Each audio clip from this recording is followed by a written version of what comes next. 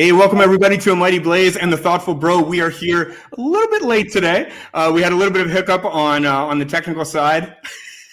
I'm not going to say whose fault it was, but we are very happy to have Jonathan Evison here. This is awesome.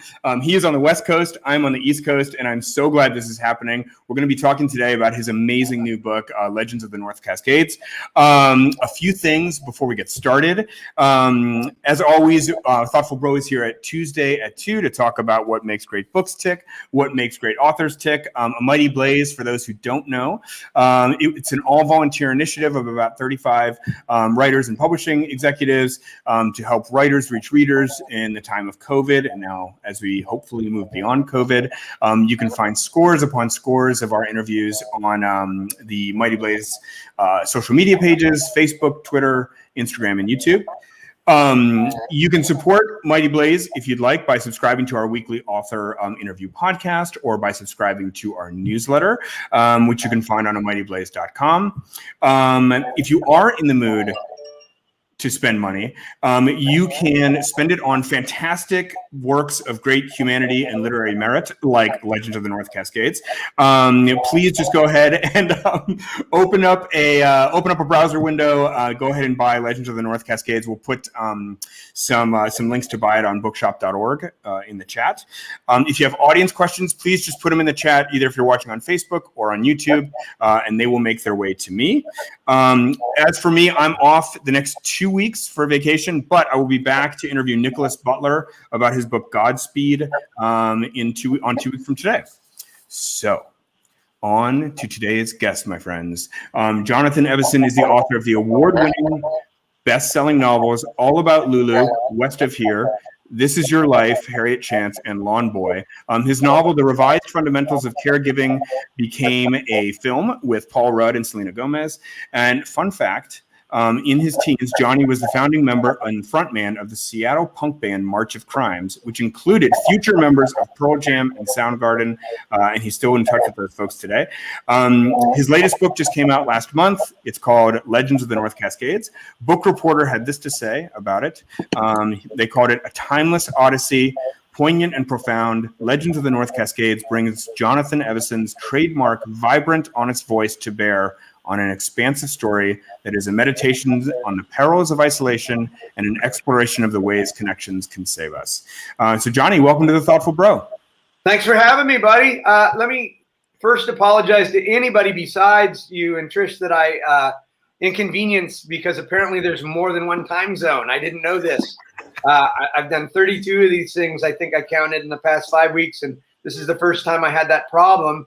Mark called me, and I was on my back way from the store getting some coconut milk, and I had to pull up in, grab my computer, run a quarter mile down the road to my neighbor's house to get an internet. And here we are. So if I'm a little... Hey, this is the modern world we live in. Thinking on the go. I love it. And say hi to Nicholas Butler, too. I like that guy. I reviewed his first book for the New York Times Book Review, Shotgun Love Songs. I really like that book. Right on. Yeah, I've heard such great things about Nicholas, and like a lot of my friends know him. I've never met him, but that's going to be a good one, I think. Yeah, I haven't met him either. I just know him. Yeah, but all right. So today, Johnny, I mean, we're talking about Legends of the North Cascade. This is a terrific, terrific book. I just finished it this morning, but I want to say, I mean, like all your work, it's very emotional and it kind of gets the heartstrings. But I want to say that like the title of this book is something that I particularly liked. And I want to say that like part of the emotional work that this book did began even before I opened it. And I was like trying to think why, like what is so effective about this title? And I was thinking like Legends, North Cascades, like Legends bring this kind of grandeur, and the North is sort of forbidding. And then the Cascades is this like kind of natural, but it's also like a waterfall that's sort of, you know, got a little downfall in it. I don't know. I was just like unpacking this combination of words, and I just thought it had this kind of very haunting, kind of magical, ethereal ring to it. And I'm just kind of curious, do you feel that way about this title? And yeah, I do. I mean, my working title was Cave Dave, and you know that doesn't quite have that. I like that name on its own merits, but yeah, it definitely doesn't conjure the things you're talking about. I think that they did a great job with the dust jacket too, yes. Like kind of matching that. I think the symbols are very powerful. You know, those little handwritten symbols. Sorry, my book doesn't have a cover, but even on there you can see, you know, the little cave-like drawings. I think already sort of let you know that you're getting into something that's got a big scope, along with the word legends. So Yep. yeah, I think they did a nice job of packaging the book. Wait, and just to be clear, because publishers often come up with the title, was that your title? Oh yeah, that's my title. Yeah. Great. Well, I mean, so why don't we just, because I want to talk about the little cave images and the cover and all that. But before we get to that, we sort of have to understand what the book is about. So why don't you just kind of explain it in your own words? Oh, okay. You have like 4 hours. I'm not very good at this. Okay, well, let's see. It's a story, I guess, of two sets of single parents, 16,000 years apart, living in the same region. The modern story is about an Iraq combat vet having recently suffered a tragedy who makes the rash, but to him, authentic decision to take his daughter to live off the grid, much to the chagrin of his family and friends. And the other story takes place at the end of the late Pleistocene in the same region, the North Cascades, but when the region was still beneath, 3 miles beneath the Cordilleran ice sheet in certain places. And these stories just sort of, they're connected organically, but we won't go into that. It's a little ambiguous to try to explain, but they are connected organically, and they sort of serve as a sort of call and response to one another. The stories sort of build together and in certain ways mirror each other, in certain ways work as counterpoints.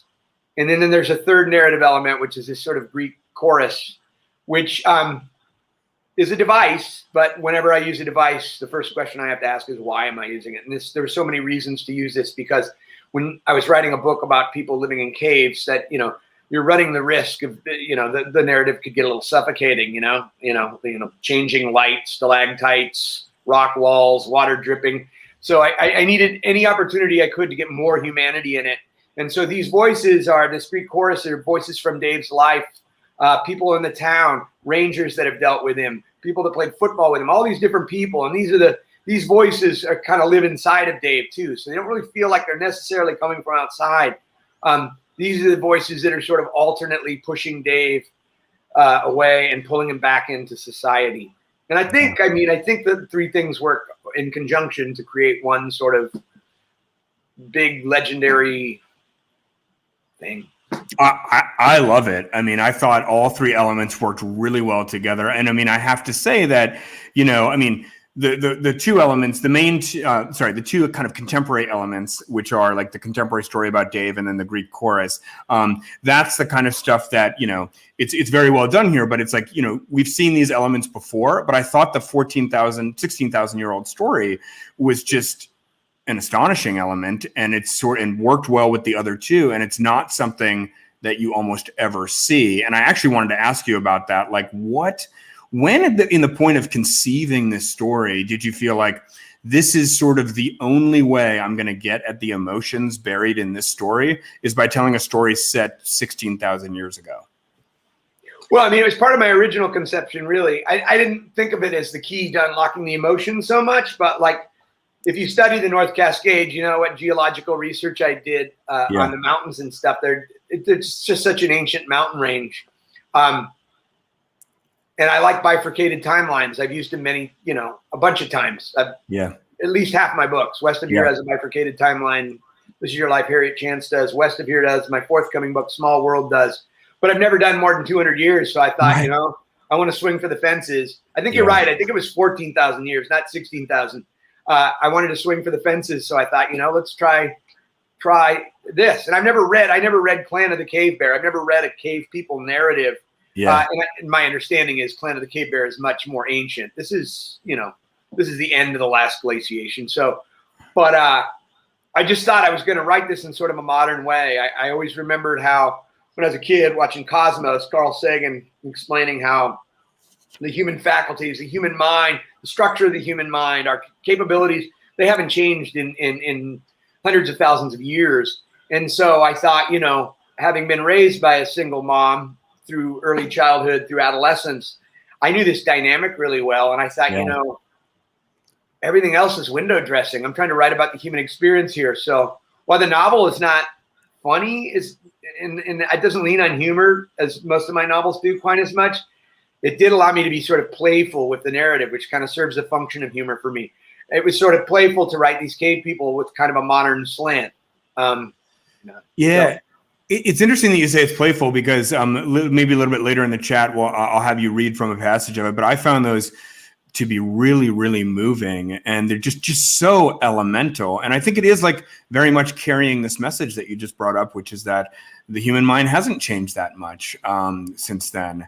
I thought some of those passages set 14,000 years ago were just incredible. They really reminded me of there's these scenes where they're sort of like watching the herds go through the valley, and it brought to mind the Lascaux paintings in France. These like totally, yeah. Yeah, and did those inspire you, or how did you research something that happened 14,000 years ago? No, I mean, I hadn't thought of including symbols so much. That was sort of came from the cover design, but I did at one point create a language that was phonetically consistent, that had maybe 200 words or something. It was kind of an Anthony Burgess exercise. Right. It's all gone now. It was too obtuse, but I mean, the exercise wasn't lost. I mean, I was able to keep a few words as exclamation just for atmosphere. Like sometimes I'll have Spanish in my books, or if I'll have a different language, I don't want to have to like say it in Spanish and then translate it in English. That's just obtuse. The reader, but it's effective to sort of know the territory well enough that I can use I can use a word here and there just for atmosphere, to sort of remind the reader that we're kind of in a different context here, without using whole sentences of like what amounts to nonsense, since I was the only one who knew the language. Right. So I did a lot of work on that, and it went away, except there's probably 7 or 8 exclamations in the book placed there. There's a question here from the audience. I'm just going to actually pop it up on the screen. Patricia had also asked earlier when we were talking, what was your inspiration for the work? And here she's asking, did you have an opportunity to visit the area? How did you research this? I mean, I know you live near there, but why don't you just talk about some more of the research if you could?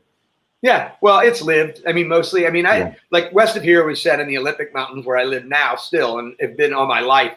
My research was similar to that. I've hiked the North Cascades a bunch, not as intimately as I know the Olympics. I mean, I've hiked every river valley a ton of times, but they're also not as complex in the way they're set up. I mean, the Olympics are just kind of this crash that drains radially, and North Cascades are a little more standard, more barrier range-ish, I guess you would say. Sure. So yeah, I've hiked up there. When I was in my early 20s, I shot a bunch of car commercials up there, 2 or 3 car commercials up there, working as a PA and a production coordinator and stuff, and up along Highway 20. And that's when it really first captured my imagination, because I remember being on set, locking stuff down on the road, and seeing huge cougar on the. It's really one of the more wild mountain ranges in the country. The wolves and grizzlies have both reintroduced themselves there, which is the only place on the West Coast where that's a fact. And then, like the town of Vigilante Falls is very much sort of inspired by, it's kind of an amalgam of the town of Concrete and Marble Mountain, those towns up along the North Cascades Highway. And other than that, it's just sort of hiking and knowing the landscape so much. I don't like to get super technical. Like, I don't want it to sound like a hiking guide. I just want the reader to sort of like get lost in the landscape. But like I have friends that hiked it. Like a friend recently posted on Facebook, and like he had a kind of a topographic look at the Cascades with an arrow, and it's like he was right. He's like, this is where I put Cave Dave's Cave, and so he got it. I did it. I represented it well enough that people who knew it would kind of know right where. But I didn't want it to. I read a lot of nature writing that just I want to walk my characters through the landscape. I don't want to stop. Maybe you pause at the grandeur for a moment, but I want to keep moving the story, and I want the land to be a character. And so sometimes I'll read stuff that it's just people are so worried about getting the accuracy of the trailhead right or something like that, for me as a reader, I just want the atmosphere. I don't know if that makes any sense. It really does. And I have to say, Johnny, it's such an interesting quality of your writing. I know that you've said that Jess Walter is the kind of writer that you really admire. And I feel like that's like a great comp for you, in the sense that like both of you have this like incredible humanity and kind of emotional accessibility in your work. And I feel like it's so interesting. Like here you are writing a book about profound human isolation and a situation where the main character is himself running from his own emotions, doesn't know how to deal with his own emotions. And yet on every page, there is kind of like emotion right at the surface of the work. And, you know, somebody else with this material could have easily gone in a direction where it's all about nature writing and it's all about kind of getting the landscape exactly right and trying to render photographically the landscape in prose. But I mean, your book, for my taste anyway, is very light on those, and I loved that. And it's just all about relationships and how the relationship with Dave's daughter is developing and so on. So I don't know. I all which is to say, I love the way you handle nature in this work. Yeah, I mean, for me, everything is there to serve the story, which is to say it's to serve the characters. And, you know, the land is obviously, particularly with a character like Dave, that is a big part of who he is. There's a reason he chooses that place to seek out a more authentic life. Yeah, I just want my prose to swing, you know. Honestly, between you and I think I'm a little underrated on a sentence level. People never really talk about that because my prose aren't purplish, and I don't, you know, I'm not thinking about the acoustics of my sentences. I've just written 17 books. They just kind of come out that way, and, you know, I'll tune them up or something. But I don't, to me, they're just the blood running through the veins of the story. And it's the emotional content and the emotional evocation that I'm interested in pulling out. And by the same token, I'm not trying to edify anybody so much. Like, I don't want to write political polemics. I want to write books that ask the questions that make up political polemics, but like let people from either side, like, I mean, I think it's kind of hard to tell which side of the political spectrum, say, Dave falls on. You know what I mean? There's a few little hints, but I mean, he's obviously pretty ambiguous too. So he's kind of middle of the road. He's got a little bit more of that, what do you call it? Libertarian thing going on. And I live amongst a lot of libertarians out here, and it's not the same thing as conservatism on a certain level. I mean, because they're very open socially. Like, there's a lot of gay and, alternative lifestyles now, but they're just all about their Second Amendment and staying off their property and stuff like that. But there is, I think, a misconception. And I think that a lot of people find Dave relatable, but it's because, if I made that a political polemic, we become so tribal. If I really started to break it down, I don't like to do that. I mean, I'm trying to say something politically. I mean, subtly, I'm trying to present my worldview in a persuasive way, but like, I don't want to stamp it like Stendhal or something. Because I don't want to alienate readers. Ultimately, I'm there to stimulate thought and conversation, try to start the conversation and let people talk about it from there. I mean, to me, that's the function of a novel, is not to answer the questions, but to ask them. I know my answers, but yeah. I mean, I want to stop for a moment and just say how much, that hit home for me, this thing where you were saying a moment ago that you feel like you're a little bit underrated on the prose, because I feel like, to me, the successful prose is prose that succeeds in communicating emotion and succeeds in engaging the reader. And that is absolutely, I mean, you're just doing that on every page. I never feel that the art is a barrier to the story. I always feel like the story is right there. And like, to me, that is just, of course, people can debate about what is great prose, but to me, that's what great prose is. To me, it all starts with Louis Armstrong. I mean, that's who I think about. I just want it to swing. Buddy. You know your melody, you know your beat, you know the rhythm of the story you're trying to tell. And I just want the prose to be just sort of bouncing on top of that, really moving it along and have momentum. I mean, I can be loquacious, and I can be, I'm given to sort of hyperbolic passages and illuminating prose at times. But for me, it all is like, does the situation demand it? I mean, is somebody carrying their dying child over the Great Divide, or are they turning on a lamp? I mean, there's a difference for me.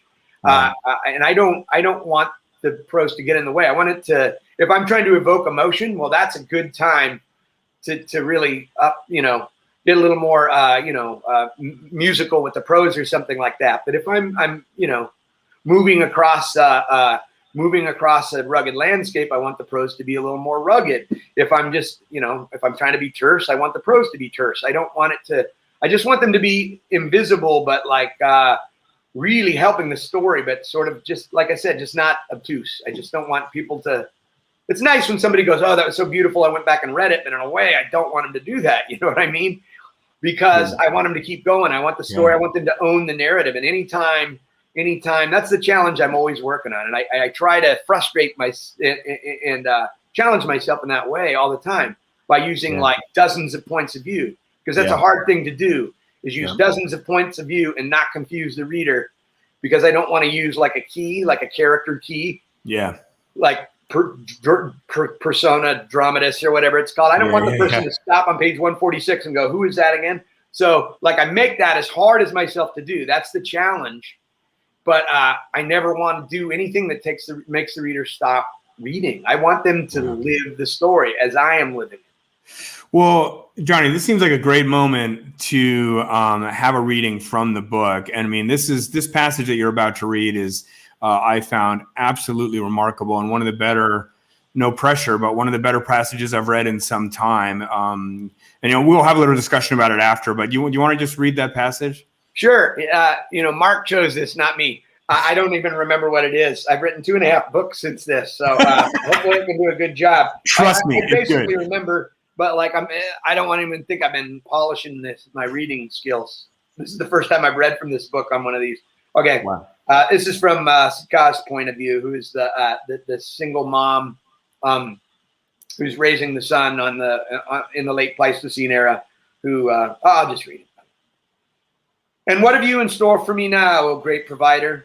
What fresh misery could you possibly concoct for me that I haven't already endured? You gave me life when I never asked for it. Here in this place, this frozen wasteland teeming with perils. You made me a woman, consigning me to the thankless life of service and drudgery. You starved me half to death with my baby inside of me, and then had me excommunicated from my people. You had me raped and brutalized and took my husband from me right before my eyes. Will you take my child next?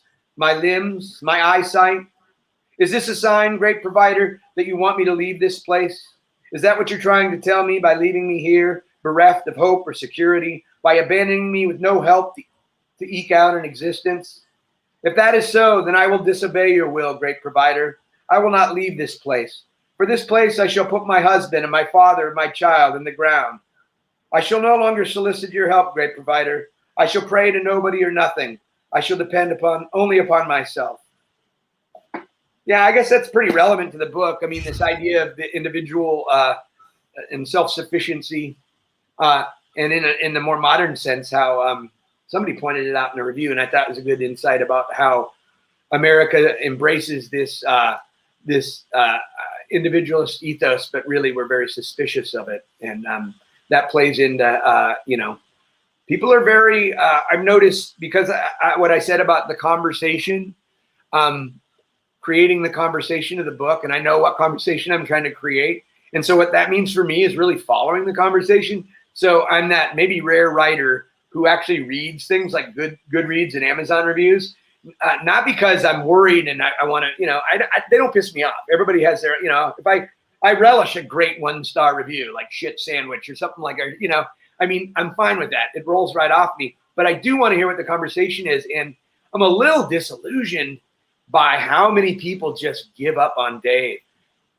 And to me, that just shows a kind of a lack of empathy going on right now, because people are like, well, a lot of readers just give up on Dave, like, well, that's terribly irresponsible, taking his child to live like that. I can't, that's just too bad of a decision. But they're still viewing Dave through the lens of their own experience. And to Dave, with Dave's baggage, with Dave's trauma, where Dave is at, that decision makes sense. You know what I mean? And that's what empathy is. It's like seeing the world through Dave's. And so I think the people that are really respond to this book are people that are very empathic. I mean, people that are, but I have had readers like this for a long time who have considered my characters losers.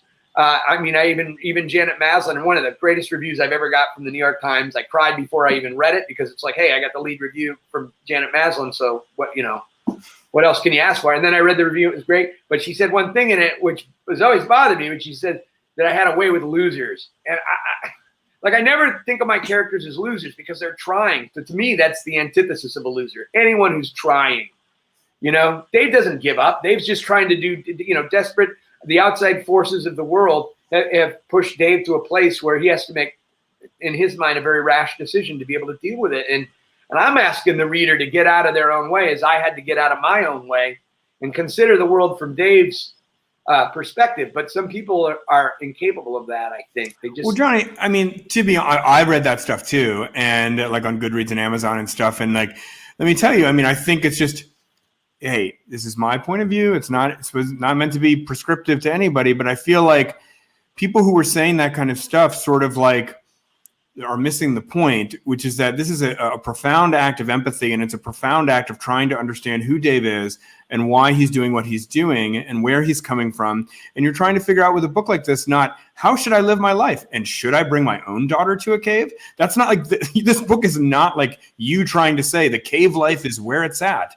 It's an act of, like, you've described yourself as an empath, I know, in other interviews. And, you know, this is an act of like trying to understand where this guy is coming from and why he would retreat there, and thereby broadening the reader's own horizons about, you know, who this person is and what humanity is.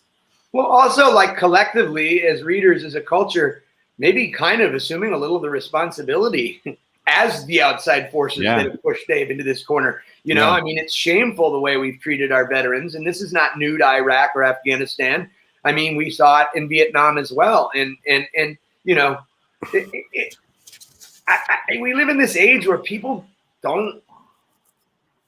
they seem to not want to take accountability for things. You know what I mean? Yeah. Like, you have this whole collection of people on the left, and believe me, I swing far left, but I mean, just to point at the hypocrisy of that side of the equation, we could go on forever on the other side too. But like, there's all these people that are living really nice upper middle class lifestyles and virtue signaling up in the north end of Seattle or whatever city, you know, the neighborhood.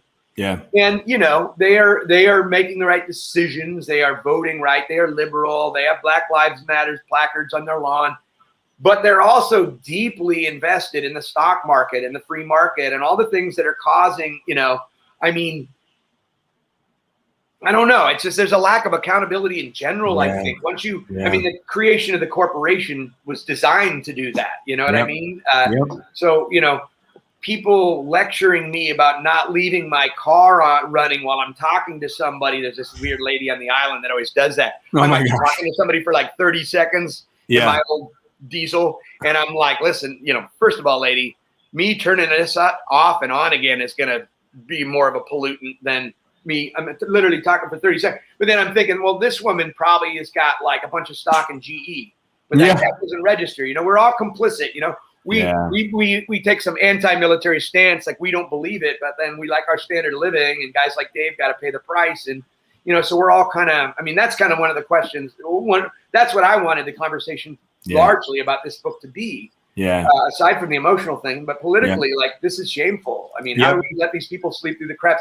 How do we not make the military more, you know, with the budget we have, why is there not more resources besides the VA hospital? Why are these guys just sort of like wounded, healed up, taken, you know, thrown back into the real world with like very little transition, you know? And so when I wrote about this stuff, I should say, you know, because this is outside my purview, I'm not a veteran,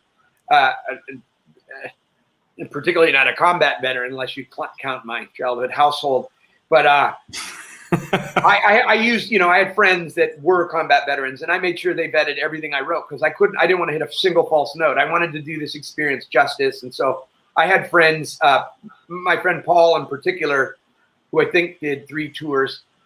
He was great. I would send him everything that involved Iraq in there, and he was brutal. And I asked him to be. I needed him to be, because I can't hit a single false note. And he'd be like, well, this sounds like a fucking Navy Federal commercial. What the fuck's a chew? We call it a, you know what I mean? He's like, come on, I don't like, you know, I mean, so you got to have people that are going to keep you honest on this stuff if you're going to risk writing outside of your purview, especially in an age where, you know, appropriation is a you know, major thing. And you know, where, you know, there's a debate about whether people should be able to write outside their experience. And I'm always going to write outside my experience. That's the whole reason I write, is to try to accrue some experience, to try to take advantage of the novel, which is the greatest empathic tool that humanity has ever created, because nothing so intimately asks you to walk a mile in somebody else's shoes. You can't do that. You can't achieve that in a two-hour film. You just can't do it, especially in a third-person narrative that's not intimate, where we don't have interior dialogue and stuff. I'm just rambling. Just stop me. It's so beautifully said about the novel. I love what you just said about the novel as a form. But I want there's a few other things I wanted to get to because we only got about 20 minutes left, and I just want to go back for a second, Johnny, and just for the record, because you like immediately went off and then started talking about some other things, but that passage is amazing. And I just want to like go on record saying that is one of the most brilliant, sublime passages I've read. And to me, it had like, notes of the Bible and the book of Job in it. I mean, here you have this like ancient woman who is like, has her own name for God, and she's addressing God and her grievances to God. And I just thought, you invented that out of scratch, basically. I mean, there's no guideposts for like what did somebody sound like 14,000 years ago in the last ice age. It's also an advantage. I mean, it's also an advantage. It's also an advantage. I mean, you can just go ahead and swing. Nobody's going to go, hey, listen, I was there. Yeah. You got it wrong. I don't know. And in some sense, maybe it freed you as a writer. I don't know. There was a kind of incantatory prayer-like quality of that I just I just thought was just so moving and so wonderful. So I just want to put that on the record. Now, look, I want to make a pivot to another theme I found in the book that I thought was interesting. And I don't think I've heard you address this yet, but there's something that came up, Johnny, a couple times, and it's this idea of like knowing when you're beat.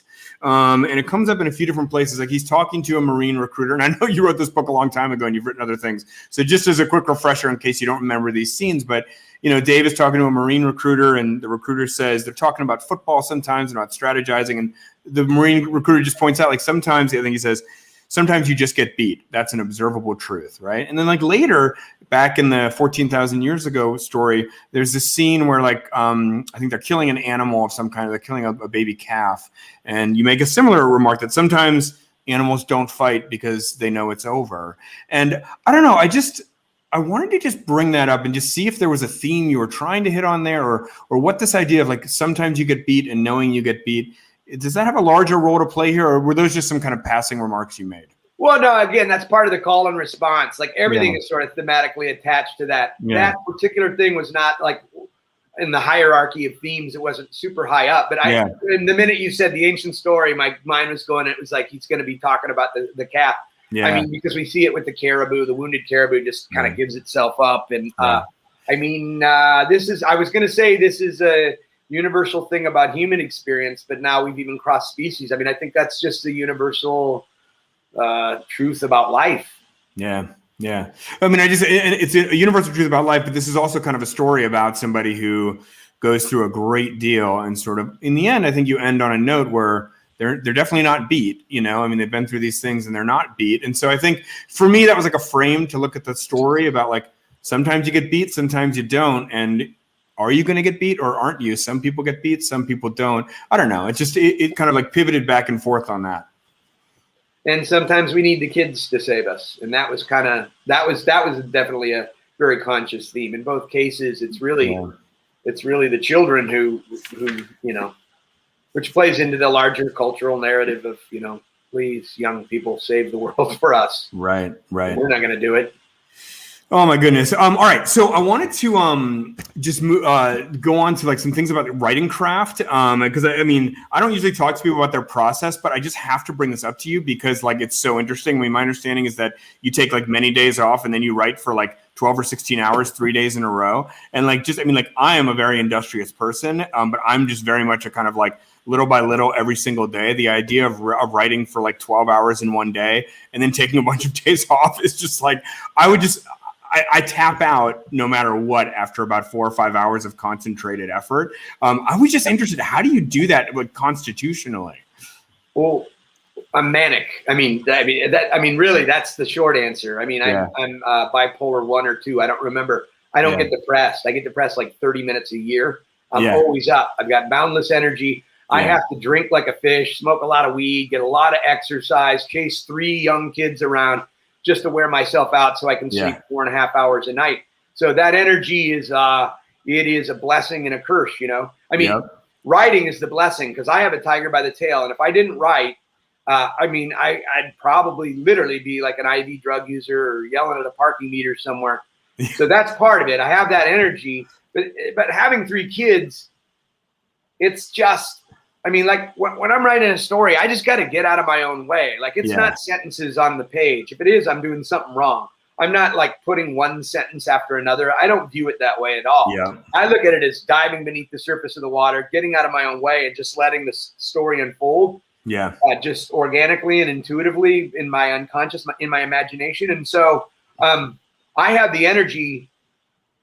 I have a unique amount of energy to be able to do that. In a perfect world, I probably wouldn't. I'd probably, you know, get up at 6 a.m, give my first 4 hours a day to it 6 days a week. But as it is with the kids, the school schedules, it's a blessing that we have this cabin that's an hour and a half away from the house. So what I do is I just drive out here 2 days before the weekend and write those 2 days. They show up on the weekend. We all spend the weekend together. We all go back together, and then I come back. So it's a rhythm. That's most important to me. You said I take long times off. I never do that. And when I do, I haven't written in a month, and like I'm getting hard to live with right now. You could ask anybody who lives with me. I'm way ahead of my publisher. I'm 2.5 books ahead, but that's not why I'm, you know, it's my grounding force, you know, besides drinking, writing and playing games like shuffleboard, darts, anything that will maintain my focus so that these wheels aren't just spinning up here. This is what grounds me. And so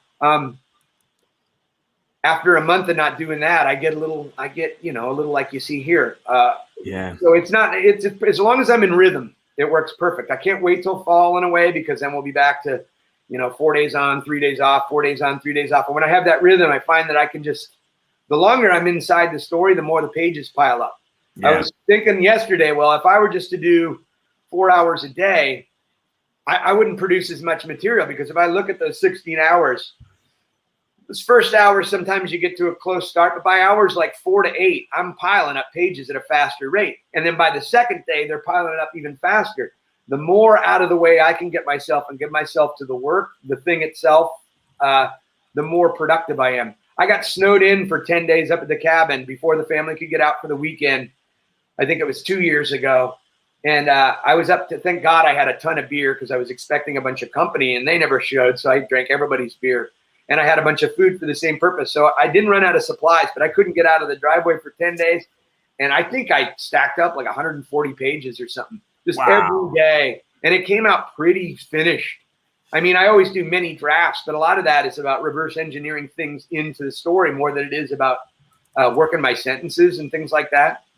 Yeah. Yep. It's just like a guy that's played the guitar. Look, I've written 17 books. So it's just like a guy who's played so much guitar since the pimply days of his youth. I mean, I can do that part of it blindfolded. Yeah. I don't find myself, even when I'm at a loss for that right word, I know pretty close what the word is, and I'll just hit the thesaurus and find the exact word I'm looking for. Like I don't know, that stuff. It's like math. It's like once you've internalized it all, it's there for you. It's in your tool belt. So I don't think about that. So the main thing is just getting my own neurosis off the table, getting all the responsibility I have with 3 kids as a sole breadwinner, all the other career stuff that piles up, all the unanswered emails and all that, getting that out of my way. And big blocks of time are the way to do that. I will say that after 8 hours, I start drinking, because after 8 hours, even I hit kind of a wall. So I'll move from the green chair in the house to out in the garage, and then I'll start drinking beer. And then it's like 2 days. It's like, you know, oh my God, Johnny, buzzed Johnny. But it all works together. But I love you said in another interview, you were like that when you're away from it and you're like ready to get back to it, and then you say you're like an athlete, like waiting for the whistle to blow, like you can't wait for game time. I love that. I think it's so underrated. You know, people talk about inspiration and discipline and stuff. So much a thing is just, you know, like Pete Carroll, the football coach, always says, trust the process. And I trust the process. And part of that process is just getting game ready. Just say, look, when I show up at the cabin Tuesday, don't look at Facebook. Don't look at Instagram. Don't, you know, some people go so far as to just walk away from their accounts. And that's fine if that's what it takes. I just got to be disciplined. It's just, I'm not going to do this and commit to it right away. Because as a parent, I don't know if you're a parent. Yeah.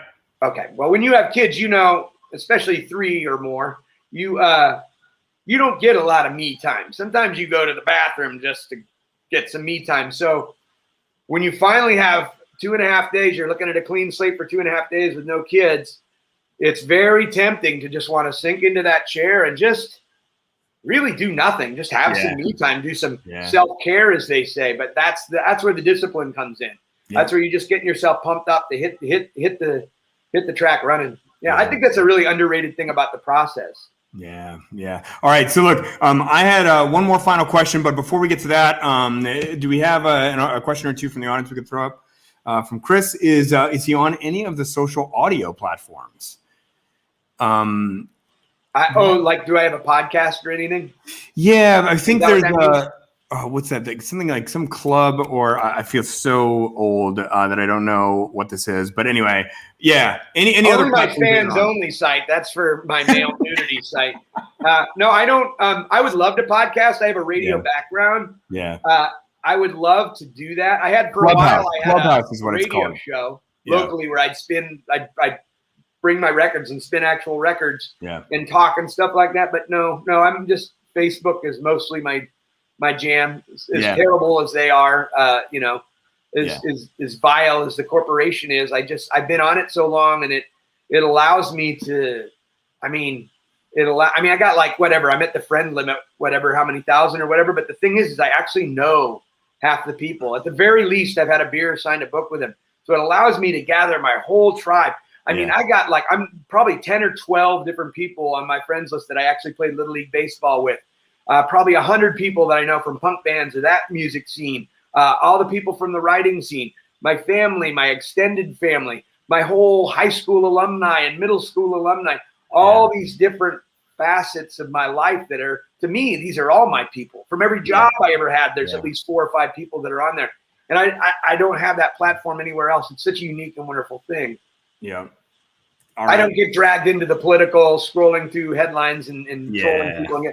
I'm just there to that way if I run into somebody I haven't seen in 10 years in the store and I know something, I'm like, hey, I heard you had another kid, or I saw you had your 35th anniversary, or I love it for that. So all right, so here we go. One more audience cue, and then we'll wrap pretty soon. But which of your novels did you find the most difficult to write? Most difficult to write. Yeah. Emotionally, maybe Legends of the North Cascades. Wow. Emotionally, because I can see that. I arm myself with humor. Humor is my buffer against the ultimate, tragedies and everything disquieting about the world. Humor is my buffer. But getting inside of Dave, especially for 16 hours at a time, without that buffer, that was an emotionally draining experience. And then I would say, formally or technically, probably my next novel, Small World, because that comes out in January, because it has 25 points of view across 170 years. There's like genealogical lines, there's different narrative lines, there's the number. It was just hard for continuity's sake, because I wanted the book to track. I wanted it to be very fluid. I didn't want to just announce itself as it's obviously it's ambitious because it's a doorstop and it has all these things, but I didn't want it to read ambitious. I still wanted it to be this grand sort of Dickensian adventure. So to make all those elements track smoothly and not have continuity problems, and thank God for my amazing copy editors on that front, because they catch stuff like 300 pages apart. Well, it's a Tuesday here and it's Thursday here, so shouldn't this actually be Wednesday? It's like, thanks for catching that. I try to track that stuff as I go along. So that I would say is the formally most difficult. Emotionally, I would say Legends of the North Cascade. Yeah. Which paints a picture of a guy who's pushing himself harder with each book. That's the key. I'm trying to challenge myself every time out. Because I want to play in a high stakes game. Yeah. I'd rather lose 21-19 than win 21-3. Yeah. I love that. I love that attitude. And just getting inside. You're narrating this book a lot from the perspective of a child who is grieving for a lost parent. It's one of the most difficult things to go through. And I thought the emotions were just always right there. Deeply emotional book all the way through. One of the more emotional books I've read in a while. So total success there. But look, so Johnny, we got to wrap in a second, but I always ask this last question to every single author that comes on the show, but it has a specific twist today. And you'll see in a second that the reason it has a specific twist is because this is a question about the way books end. And I had never quite heard an author in an interview talk about the endings of books the way I recently heard you talk about it. And so my question is that I always ask is this: imagine that you have an ideal reader for your book who's kind of receiving the book just in the way that you want it to be received. And if you could describe for me in a word or a phrase, how does that reader feel when they finish the book? Now, that's the question. But I had always thought to myself, and I kind of talked to my writer friends about it, what is the name of that feeling? And then I heard you give this interview the other day, and you talk about this very thing. And you say, not only do you talk about how important it is to nail that feeling, but you say that in Hollywood it's called the walk away. I mean, and I love that. And I hadn't quite ever heard that expression before. But I think for me, it's like a critical thing about a book. And I know you feel this way too. So I'm going to divide this into a two-part question. The first part of the question is like, can you just talk to us a little bit, the people watching now, about why you think that walk away feeling is so important and kind of how you figured it out for this book? Well, I mean, I just think that, to use a human analogy, nobody likes to walk out of their house having just finished an argument for their wife, right? A like nice kiss on the mouth and like leave, it's that last, I think it's just so important that last tone of a book. Endings are hard, but at the same time, I think the dictates of an ending are pretty simple, which is to write an ending that seems at once surprising and inevitable on a moment's thought, like it's the only ending. Yeah. To hit that right note. And I think part of the secret to that is going back and rewriting the first chapter first. You know what I mean? Yeah. That's usually my process kind of varies depending on the nature of the book. But that's one thing that's pretty much always true, is that I write the first chapter last. It usually is a reworking, because I know you just kind of run into that. Sometimes you just sort of run into that perfect note. A lot of times I think the ending's going to still 3 or 4 pages off, and then I hit that perfect note, and that's the note I want to sustain. Yeah, I don't need this stuff. And so then the only thing I can do to make it even better is to go back and set up the reader's expectations for that tone. I mean, so much of a good reading experience is, really undermining the reader's expectation and surprising them, but also giving them that recognition, like it's a dance, you're leading and they're following. They're doing everything you're doing backwards and heels. So you're just a little bit ahead with the dispensation of the energy and what you've got in mind for them. But you got to make sure you do that carefully all the way, and you're not stepping on their feet, and you're doing it in a way in order to, it's elusive to hit that right note, but it's just magical when it happens. Yeah. And it was magical here. And so the second part of this question, I did think like the last few graphs were just astonishing and sort of, as any last note should, it sort of symphonically kind of wrapped up everything the book was about and just hit just the right note. And my question then to you is, so one of the things is like about, the first question obviously is about what that is and why you do it. But the second question is like, and this is the question I asked everybody, could you define for us in a word or a phrase, if you could like boil the feeling down for this book, what is the feeling you want to leave the reader with? Sort of a hopeful resolve, not a, the last line, I won't say it, but it's not always going to be a Hollywood ending, but if you do your work and you really look around and recognize, take stock of your life and count your blessings, there's always reason to hope. Yeah. Oh, it's so well said. I just want to leave it there. It's so well said. And I love how I just want to say that like a lot of authors actually struggle with that question, and they'll pause for like 20 seconds and then they'll say something like, I never thought about it that way. And it just shows me like just how in touch you are with the emotions of this work and how in command you are, that you're able to just kind of know right away what that feeling is. I find that impressive as an author, and I'm sort of not surprised given how kind of emotionally there wasn't a false note in this book. So, well, fuck, man, thank you so much. Now my head's big. I feel good. I hated myself an hour ago. Now I feel great. Thank you so much. I wish I didn't need it, but yeah, that's fantastic. I feel like I'm doing my job right. You are, man. You really are. Okay, folks. So the book is called Legends of the North Cascades. There's, as I can see in the chat, there's our producer Trisha has been putting in all the links to buy it. Please go ahead and buy it. Really a remarkable book. And I have to say, like, that passage that it was read and some of the other ones, including the final passage, which we didn't read, it's just some of the finest writing out there. So this gets my full endorsement. I'm so excited about this book and so glad I read it. Johnny, it was an honor to have you on the show. Thanks for coming on. Thanks so much. It was a blast. And thank you, Trisha, too, for moderating and or whatever that technical stuff. I really appreciate it. Thanks again. Anytime, man. You got it, man. All right, so folks, we'll be back in a few weeks. I've got 2 weeks off, but we'll see you 2 weeks from today with Nicholas Butler. And see you then on The Thoughtful Bro. Thanks.